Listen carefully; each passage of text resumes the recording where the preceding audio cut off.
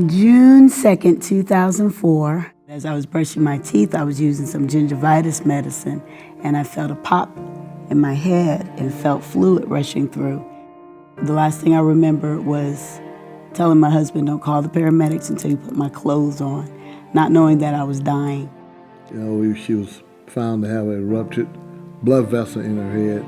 One was about to burst, and they rushed her to Emory, performed the surgery on that Thursday, and said that everything was going to be well. And then they came back to me on that Friday morning, or early Saturday morning, and said that she went into a coma.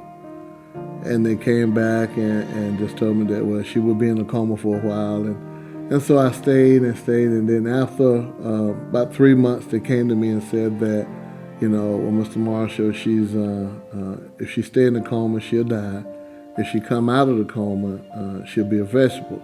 And it was at that point I had to say to them, no, my wife will live and walk. And he was telling me, well, it's good you have faith, good you have this type of belief, but we've seen this so many times, and of course we know that this is what's going to happen. I said, well, thank you for telling me, but I know what God's going to do. I had to make up in my heart, but more than in my mind, that, Lord, I'm going to trust you. I'm going to trust you at this time. I can't believe that what you're doing and how you're doing is the end.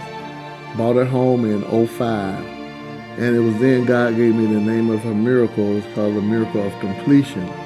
There was a lot of things that happened, but at the very end of 2005, it was said to me, there's nothing else we can do. There'll be no more doctor visits, no more nurse visits, no nothing. And it was then God spoke to me and said, it's my time. The beginning of 2006, God pulled something off. She was paralyzed in the bed, wound vac, feeding tube, catheter, paralyzed completely and couldn't move. And God pulled something off in the house every week. Every week, the feeding tube, the wound vac, the catheter, and then eventually start walking and going up and down the steps. In other words, she was back at work from 05-06 school year. She was back at work, working, doing what they said that she wouldn't do.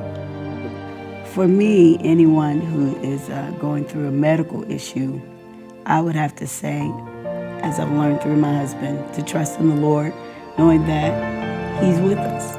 He'll never leave us or forsake us, and that He is capable and willing. Because I think for me, I kept saying, well, Lord, I know you'll do it, but I don't know if you'll do it. Will you do this for me? And so my husband would say, okay, the Lord is going to bless you today. Say today. It may not be this day. It may be next week. It may be next year. But say today. And so I would say, Lord, I know you're going to let me walk today. And so that really impacted my life, to know that He is going to do it. He's willing.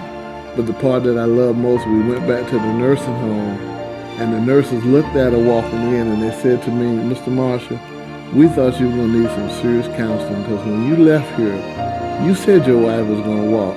We thought she was going home to die, and you were going to definitely need some serious counseling. But now that we see her, now we know that your God is real.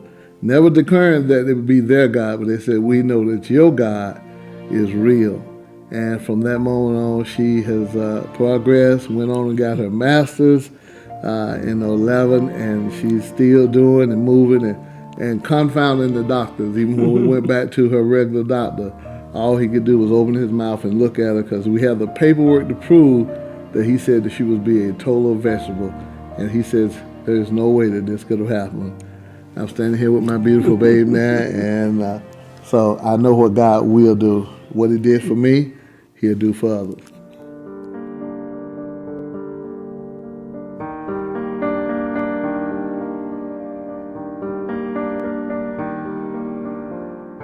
Two years ago, I was diagnosed with kidney failure. That was very devastating to me and my wife, Sharon. I started getting very weak. I started losing a large amount of weight, and nobody could explain to me why that was happening. I got 2 jobs during that time. I lost them both because I couldn't even walk down the halls to report to work, and I got fired. Being very dejected from that happening, I came home and told my wife, and I felt like I was really letting my family down. At that point, I really fell into the dumps. I started eating just horrendously, eating the wrong things. I was really giving up on life. I felt like a failure. I felt like God had abandoned me, which was not true. I had abandoned Him. You were very swollen, and you couldn't breathe. You couldn't move your body, and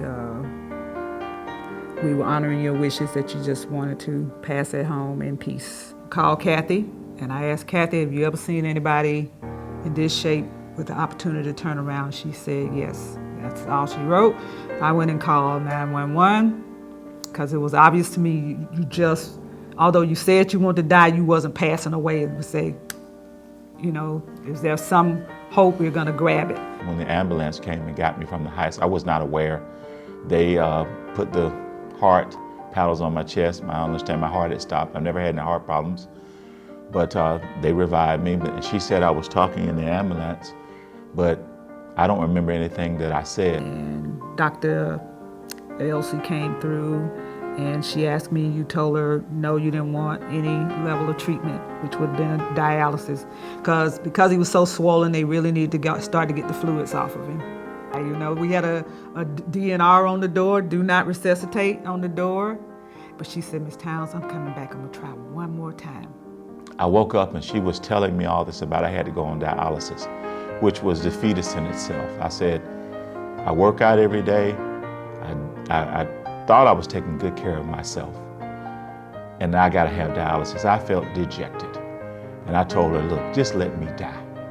I'm done, just let me go. Because I'm a burden to my family. They'll do better without me, just let me die. And as she walked out of the room, a voice said to me, not an audible voice like we're speaking, but it said, not yet. It scared me to my core. I trembled. I sat up in bed and I hollered for that doctor to come back. And I said, doctor, whatever you need for me to do, I will do. The voice that spoke to me was the voice of the Lord. I knew it was the voice of the Lord.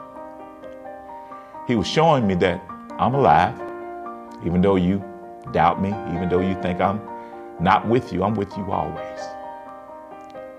And from that point on, it became very hard. Everybody that called, everybody that wrote, everybody that texted, all that energy was up to heaven, holding us up, making sure whatever needed to be said that I couldn't say verbally or out of my spirit got to the Lord, and the Lord just handled everything.